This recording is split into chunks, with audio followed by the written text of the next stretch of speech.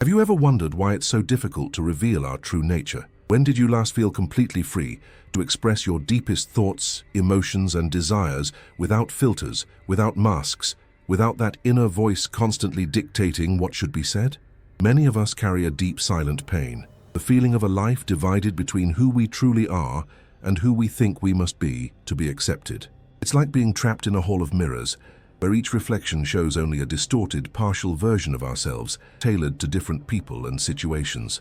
I understand this feeling. This disconnect from our authentic selves creates an inner void that, despite all our efforts to fill it with achievements, relationships, or possessions, remains a constant echo of dissatisfaction. The feeling that something is missing, that a more authentic version of ourselves is waiting to be discovered, but seems too vulnerable to be exposed to the world. What if I told you that this inner division isn't inevitable? Is there a path to reconnecting with your true self while building deeper, more meaningful relationships? Today, guided by the transformative principles of Carl Rogers, one of the 20th century's most influential psychologists, we'll explore why the world seems to hate authentic people, and more importantly, how we can find the courage to live authentically despite it. The society we live in has created a paradox that is as fascinating as it is painful. On the one hand, we glorify authenticity in our conversations, films, and self-help books. We claim to aspire to genuine relationships and value honesty. On the other hand, we have created a complex system of unwritten rules that subtly punish those who dare to show themselves as they truly are. From a very young age, we learn that certain facets of ourselves are acceptable, while others must remain hidden. A naturally expressive and emotionally open child gradually learns which emotions are appropriate to express and which to suppress. This process is so gradual that we are rarely aware of how we erect protective barriers around our true nature. Carl Rogers called this phenomenon value conditions, the implicit rules we internalize about what we must do or be to receive the approval and love of others. I'd like to pause and ask you this question. Can you identify times when you felt compelled to hide your true self? I know it can be difficult to put words to these profound, often unconscious experiences, but naming these experiences is a crucial first step toward transforming them. I invite you to share your experience in the comments, completing the sentence. I feel disconnected when. Your story, even expressed simply and honestly, could be exactly what someone else needs to feel less alone on this journey. Now, let's continue our exploration of why we live in a world that seems to resist authenticity. Rogers emphasized that this process of distancing ourselves from our true nature begins very early and is deeply connected to our fundamental need for connection and belonging. It's important to understand that we don't consciously choose to wear masks. They emerge as emotional survival strategies. When a child expresses anger and is constantly reprimanded, or when they show vulnerability and are ridiculed, they quickly learn that some of their experience must remain hidden to retain the love and acceptance of others. This dynamic doesn't end in childhood. It becomes more refined with age. At work, we learn that some opinions are best kept to ourselves. In our relationships, we discover which emotional needs are rational to express and which would make us appear dependent or difficult. On social media, we create carefully staged versions of our lives, showing only what we believe will earn us approval. The problem lies in the fact that this constant monitoring and adjustment of our identity demands considerable psychological effort. It's like playing a role all the time, always on guard to prevent our true thoughts and feelings from escaping. Rogers argued that this incongruity, the difference between our inner experience and what we express outwardly, is the source of much of our psychological suffering. When we systematically deny or distort important aspects of our identity to conform to external expectations, we begin to disconnect from our own experience. We become alienated from ourselves, unable to trust our own perceptions and feelings. Why does society seem so uncomfortable with genuine authenticity? The fundamental reason is that authentic people are unpredictable. They don't simply follow established social conventions. They may express unsettling emotions at inappropriate times. They may question norms that most people accept without question. They may prioritize values that contradict the dominant goals of status and material accumulation. In short, genuinely authentic people pose a threat to the established social order because their very existence calls into question the necessity of the games we play and the masks we wear. Authenticity also has a contagious quality that can be profoundly unsettling. When we meet an authentic person, someone who expresses their truths directly but also without aggression, We feel a resonance within ourselves. It's as if a part of ourselves, long dormant, awakens and asks, "What if I could live like that too?" This question can be liberating but also terrifying because it confronts us with all the adjustments and compromises we've made along the way.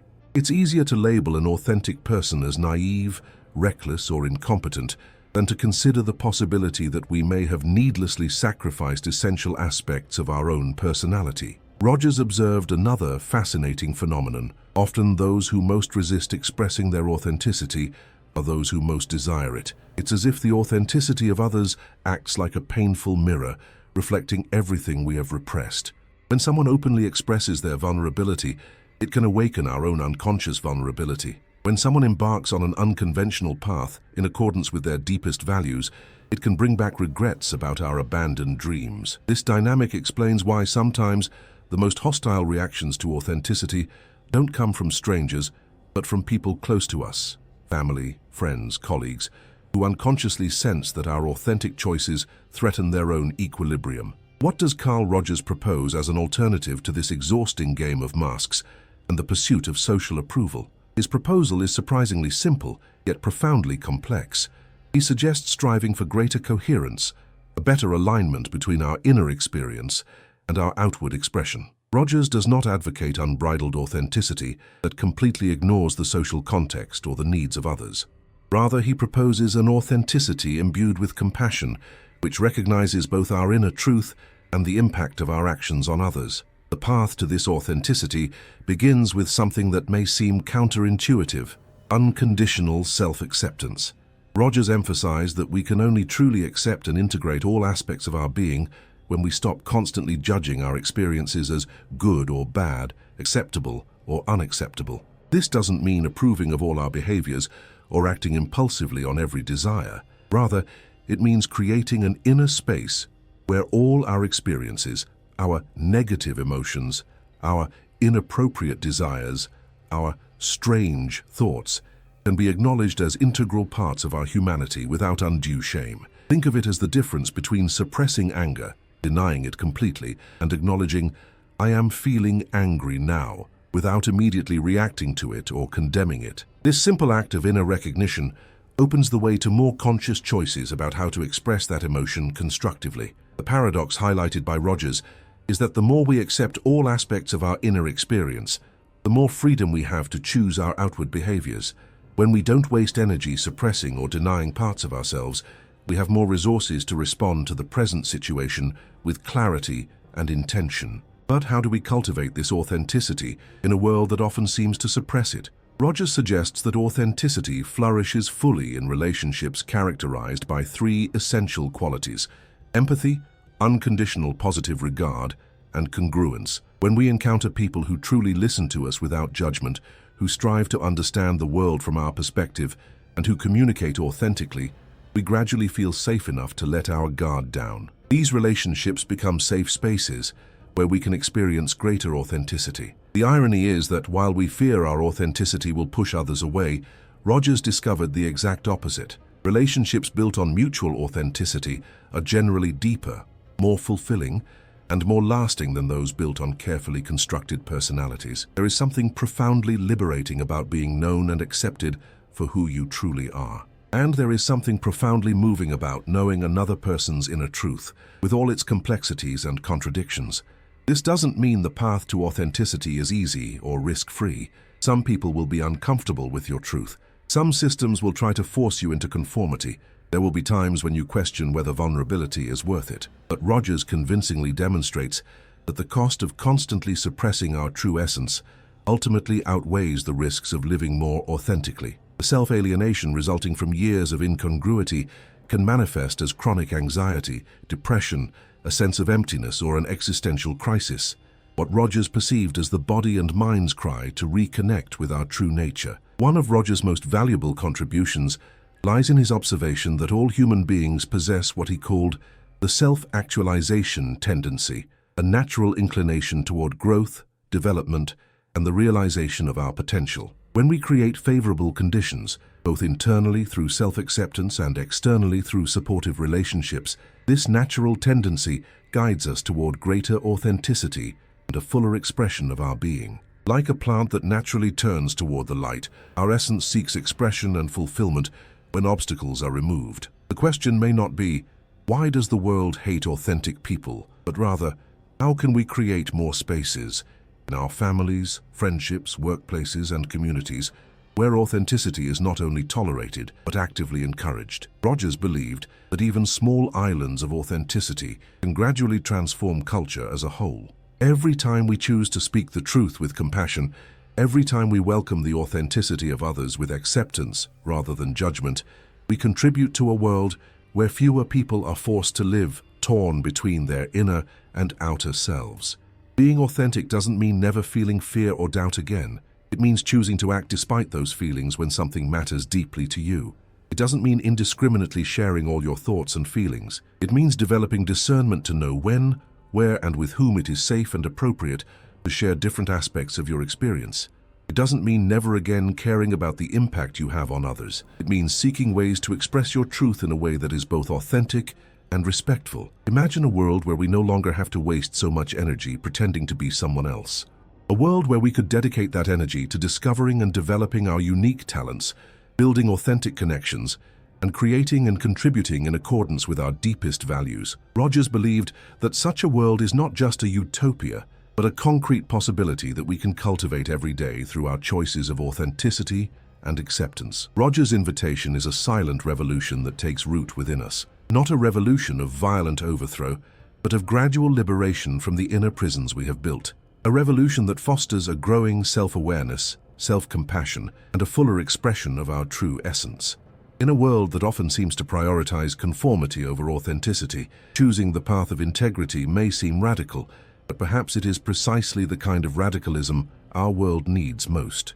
If this message resonated with you, please know that I don't claim to have mastered the art of authenticity, but I share this same path and face the same challenges.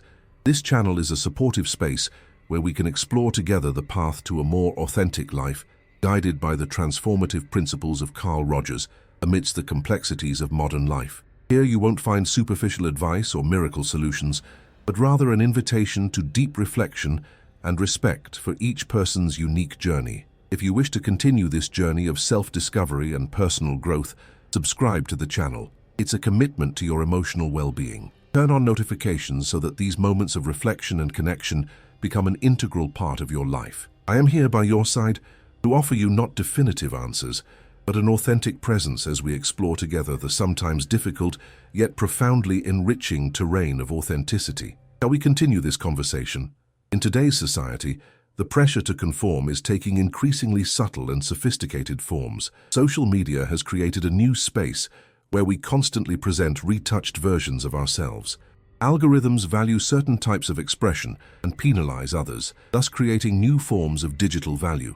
At work, the culture of personal branding encourages us to transform even our authenticity into a marketable product, a carefully staged version of authenticity that paradoxically can distance us even further from our true selves. Rogers pointed out that these contemporary pressures only intensify the internal conflict that has always existed. What has changed is not the underlying dynamics, but the speed and magnitude with which they manifest.